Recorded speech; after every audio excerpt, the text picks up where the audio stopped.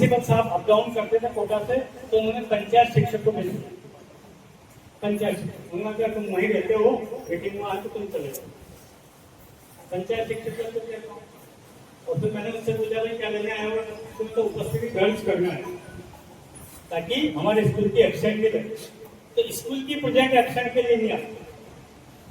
मैं आज की बात ही करता हूँ, जो भी मीटिंग हो आपकी, आपके ब्लॉक की, आपके जिले की या जहाँ भी, प्रिंसिपल को बुलाया, प्रिंसिपल जाए, प्रिंसिपल का पद खाली है तो कार्यवाहक संस्था होगा जिसको भी वीडियो पावर है या जो भी जिम्मेदार है बैठक में, तो कोई सी भी बैठक, चाहे डीओ साहब बुलाए, चाहे सीडीओ साहब बुलाए, सीडीओ मैडम बुलाए, मैडम आप लोगों से अपेक्षा जब मीटिंग लो तो पहले उपस्थिति अंकित करो, कौन है जिसको अपेक्षित नहीं उनको बैठक नहीं, क्योंकि हम जिस विषय को रखते हैं उसकी प्रासंगिकता, उसकी गंभीरता जिस वर्ग के लिए उनके लिए है, सबके लिए नहीं। ये हमारी बैठक है, हम आपस में मंच की बात करते हैं। तो मेरा निवेदन रहेगा, आप भी जब आपके पीओ क्षेत्र की मीटिंग करें तब गंभीर होकर किन विषयों पे बातचीत करना है उनको पहले सूचीबद्ध करके। ऐसा नहीं कि बैठक आ जाओ, बैठक करेंगे, इतने में चाय आ गई और फिर चर्चा चल रही है। और चर्चा कौन सी चल रही है, तुम्हारा प्रमोशन कब होगा, मेरा कब हुआ, मैं तो यहाँ कब से हूँ, तुम कब से हो, तुम्हारे बच्चे की सगाई हुई थी। ये बैठक के विषय नहीं हो सकते।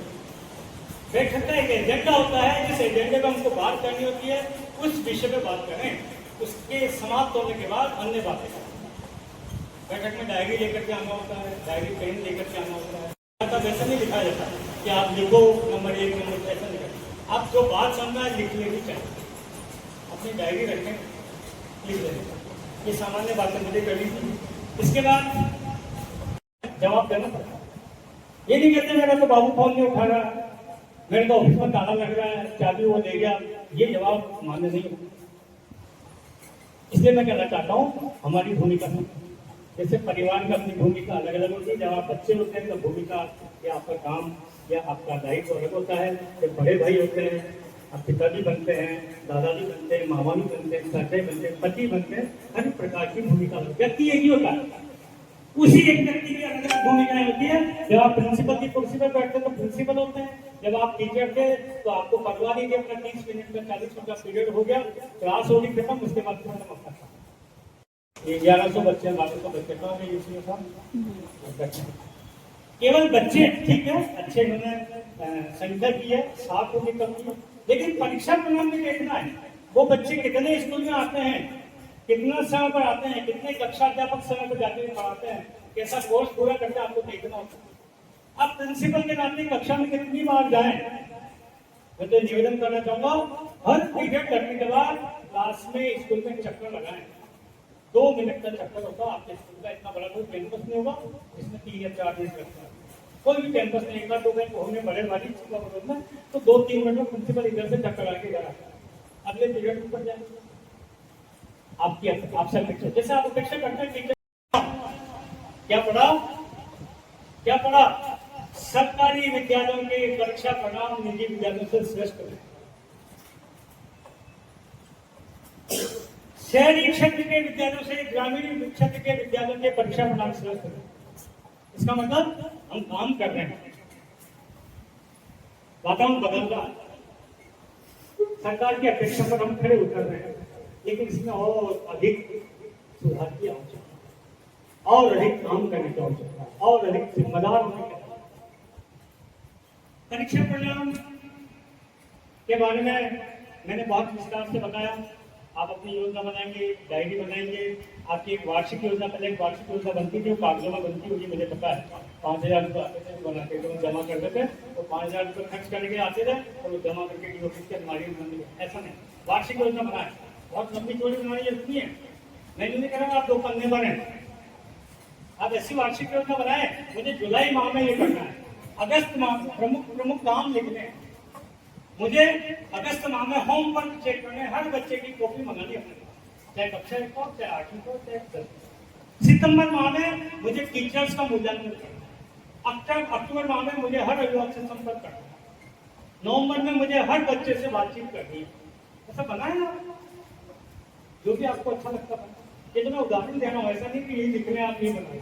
कि ये कह रहे थे ऐसा कर, तो अपना विवेक है, उस विवेक के कारण हम यहाँ पहुंचे हैं इस पद पर, उस विवेक के कारण यहाँ पहुंचे हैं, उस विवेक का उपयोग करके तो देखिए।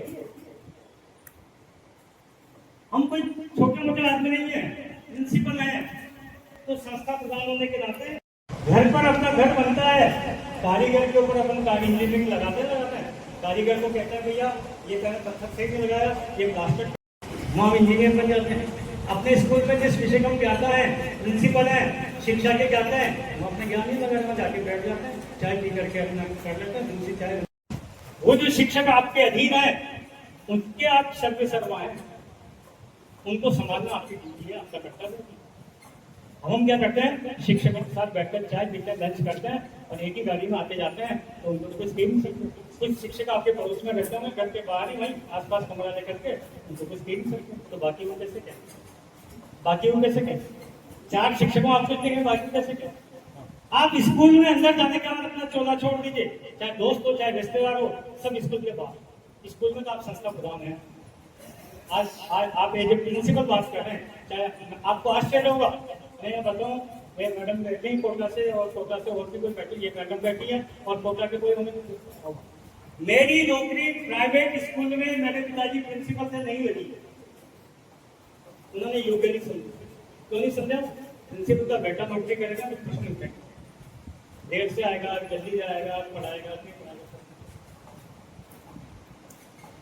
ऐसे संस्था प्रदान आपको, यदि आप ऐसे सफल हो गए तो मैं मानूंगा कि राजस्थान में अभी माननीय मंत्री महोदय ने भीलवाड़ा में ऐसी मीटिंग में पूछा हमारा वृक्षारोपण का लक्ष्य क्या था, सबने बताया, किसी ने बताया 100 पौधे गेहूँ 200, फिर एक प्रिंसिपल लगा 330 पौधे पर डे के 10, 30 दिन के 300, है ना, तो जितने विद्यार्थी उससे गुणा करें, और कार्मिक 15 उससे गुणा करें, तो कितने हुए, लोगों ने 20,000, 15,000, कितना लगाया, एक प्रिंसिपल में मैंने 8,000 हुआ, और पूरे गांव वाले जो गवाह है सब मंत्री से वही घोषणा करके उसी मीटिंग इनको ये बात थी 28 और 29 अगस्त, इन प्रिंसिपल साहब को 5 सितंबर को राज्य स्तरीय पुरस्कार देंगे। ये नवाचार था, कहीं कोई अप्लाई नहीं किया, कोई फॉर्म नहीं भरा, कोई आवेदन नहीं किया, कोई निवेदन नहीं किया, कोई सिफारिश, वही घोषणा की 5 सितंबर को आ गया राज्य स्तरीय सम्मान में मुख्यमंत्री महोदय द्वारा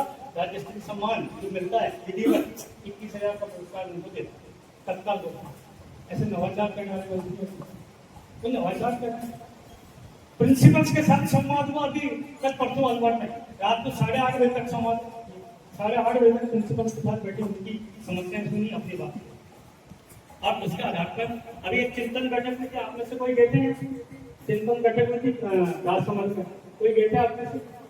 12 जिले से, शायद एक नाम है, 2 नाम, 12 जिले से बुलाया था, हाँ बिल्कुल सीधे साहब गए।